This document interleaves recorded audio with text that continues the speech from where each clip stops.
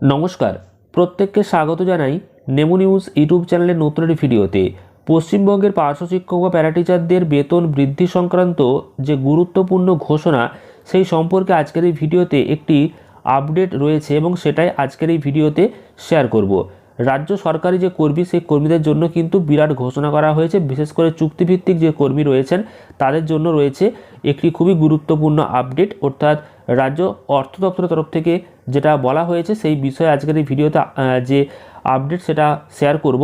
কারণ রাজ্যে সরকারি দপ্তরে কর্মরত হাজার হাজার অস্থায়ী এবং চুক্তিভিত্তিক কর্মী রয়েছে এবং তাদের যে চাকরির শর্তাবলী, প্রাপ্য সুযোগ সুবিধা, সেই সুযোগ সুবিধা সংক্রান্ত আপডেট প্রকাশিত হয়েছে এবং সেটা শেয়ার করব। তো তার আগে অবশ্যই ভিডিওটিকে লাইক করবেন এবং পরবর্তী গুরুত্বপূর্ণ আপডেটগুলো পাওয়ার জন্য চ্যানেলটিকে সাবস্ক্রাইব করে পাশের বেল আইকনে অল প্রেস করে রাখবেন। আপনারা অনস্ক্রিনে দেখতে পাচ্ছেন মিলবে সুবিধা, রাজ্য সরকারি কর্মীদের জন্য বিরাট ঘোষণা, বিজ্ঞপ্তি জারি করল অর্থ দপ্তর। অর্থাৎ পশ্চিমবঙ্গ রাজ্য সরকার তরফ থেকে কি বলা হয়েছে আজকের এই ভিডিওতে আমরা বিস্তারিত দেখে নেব। বলা হচ্ছে রাজ্য সরকার অর্থাৎ গভর্নমেন্ট অফ ওয়েস্ট বেঙ্গলের তরফ থেকে বিরাট বড় ঘোষণা করা হয়েছে। পশ্চিমবঙ্গ সরকারের অর্থ দপ্তর থেকে রাজ্যের চুক্তিভিত্তিক কর্মীদের জন্য একটি অত্যন্ত গুরুত্বপূর্ণ বিজ্ঞপ্তি জারি করা হয়েছে এবং রাজ্য সরকারি দপ্তরে কর্মরত হাজার হাজার অস্থায়ী এবং চুক্তিভিত্তিক কর্মীর যে চাকরির শর্তাবলী এবং তাদের যে প্রাপ্য সুযোগ এবং সুবিধা, সেখানে যাবতীয় অস্পষ্টতা দূর করা হয়েছে। অর্থাৎ যে অস্পষ্টতা ছিল সেই বিষয়ে কিন্তু এখানে বলা হচ্ছে চুক্তিভিত্তিক কর্মীদের জন্য বিরাট বিজ্ঞপ্তি রাজ্য সরকার। তো দেখুন কোন ক্যাটাগরির কর্মীরা সরকারের দেওয়া বিশেষ সুবিধাগুলো পাবেন এবং কারা পাবেন না, অর্থ দপ্তরের তরফে বিজ্ঞপ্তি দিয়ে কিন্তু সেটাই বলা হয়েছে। দীর্ঘদিন ধরেই রাজ্যের বিভিন্ন দপ্তরে কর্মরত চুক্তিভিত্তিক কর্মীরা তাদের স্থায়ীকরণ এবং বেতন বৃদ্ধির দাবি তুলে এসেছিলেন। এবার রাজ্য সরকার 2011 সালের এপ্রিলের আগে নিযুক্ত যে কর্মী, সেই কর্মীদের চাকরির নিরাপত্তা বা বাৎসরিক ইনক্রিমেন্টের জন্য যে অবসরের সুযোগ সুবিধা দিয়েছিল, পরবর্তীতে 2013, 16 এবং 19 এবং 2024 সালে বিভিন্ন সময়ে আরও বিজ্ঞপ্তি জারি করে এই সুযোগ সুবিধা বৃদ্ধির সিদ্ধান্ত কিন্তু নেওয়া হয়েছিল।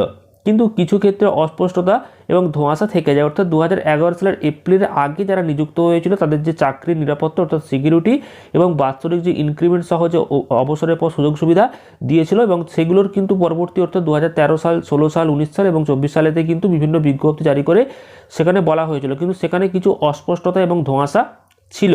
তো সেখান থেকেই প্রশ্ন উঠতে থাকে, তাহলে পরবর্তী সময়ে যারা নিযুক্ত হয়েছে তারা কি এই সুবিধা পাবেন না? তো এবার সেই সংক্রান্ত সমস্ত সংশয় কিন্তু দূর করা হলো। নতুন করে বিজ্ঞপ্তি জারি করে বলা হচ্ছে কারা এই সুবিধা পাবেন।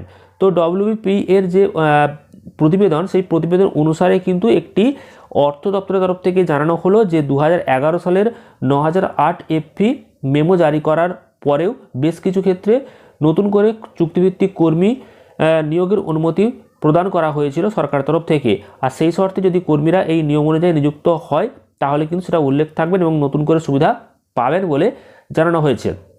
বলা হয়েছে এক্ষেত্রে চাকরির যে মেয়াদ, সেই মেয়াদ কিন্তু 5 বা 10 বছর পূর্ণ হলেও তারা 2013, 16, 19 এবং 24 সালে ঘোষিত বর্ধিত পারিশ্রমিক ও অন্যান্য সুযোগ সুবিধা পাবেন।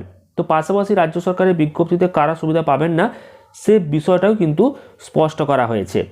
বিজ্ঞপ্তিতে বলা হয়েছে বিভিন্ন সময়ে বিশেষ প্রয়োজনে সম্পূর্ণ আলাদা শর্তাবলী এবং বেতন কাঠামোতে কিছু চুক্তিভিত্তিক কর্মী নিয়োগের অনুমোদন দিয়েছিল এবং বিশেষ ক্যাটাগরির কর্মীরা তার পরবর্তী সংশোধিত অর্ডারগুলির সুবিধার আওতায় আসবেন না।